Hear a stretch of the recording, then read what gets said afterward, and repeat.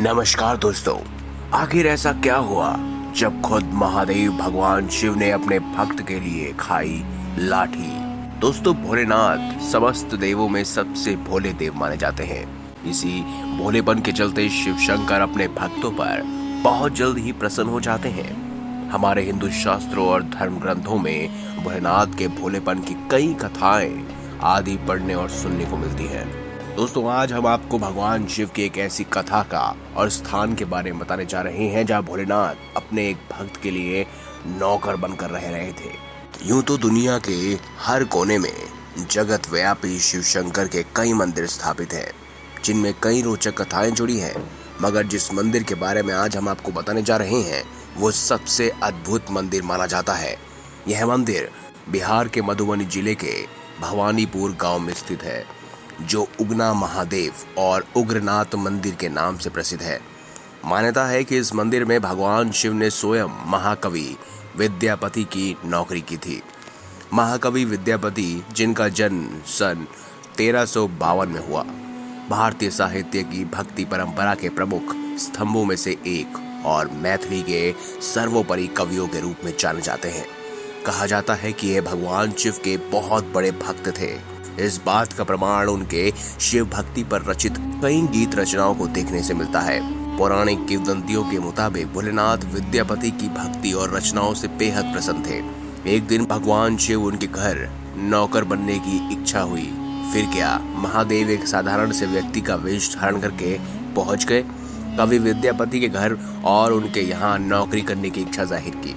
कवि विद्यापति की आर्थिक स्थिति ठीक न होने के कारण उन्होंने उगना यानी कि भगवान शिव को नौकरी पर रखने से मना कर दिया।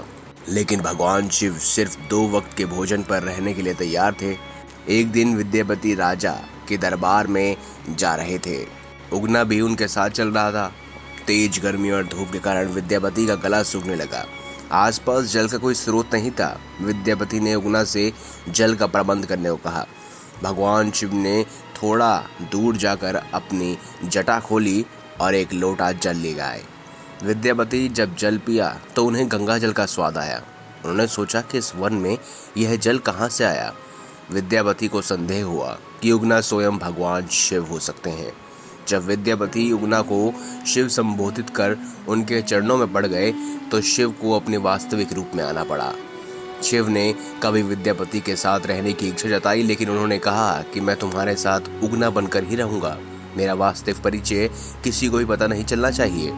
विद्यापति ने भगवान शिव की शर्त मान ली, लेकिन एक दिन उगना द्वारा किसी गलती पर शिव की पत्नी उसे चूल्हे की जलती लकड़ी से पीटने लगी।